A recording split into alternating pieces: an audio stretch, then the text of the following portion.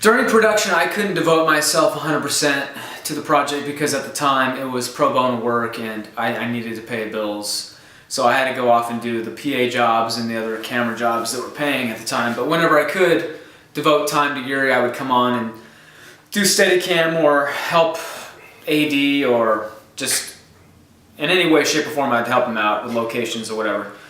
But I really got on the project 100% when it came to editing. Isaiah Flores and Camilla, Isaiah and Camilla ended up doing the first edits, the ensemble, I'd say the rough cut. Isaiah did the rough cut, and then Yuri had me come in when Isaiah kind of disappeared. Can we mention that? Or you can just cut it out.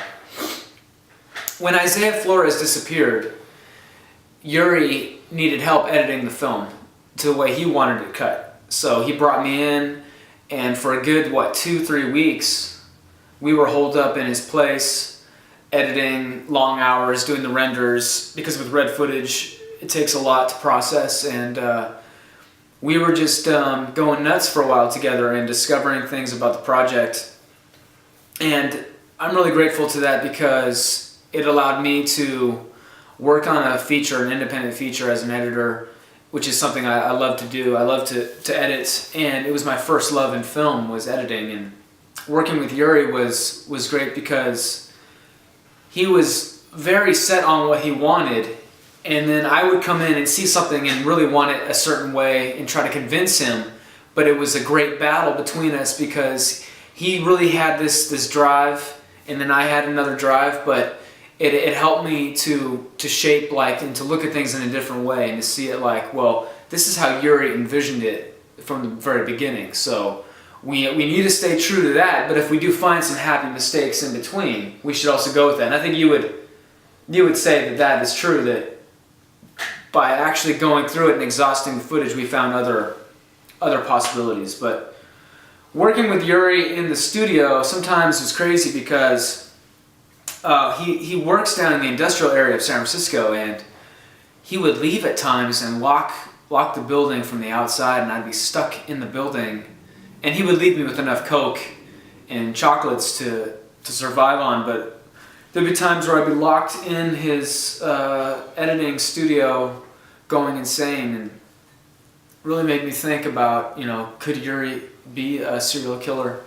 And will I end up in a coffin somewhere in the back room that he had made with his own hands?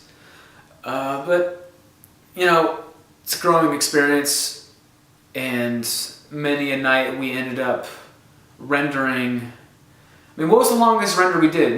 We once did a 3-day render? 4?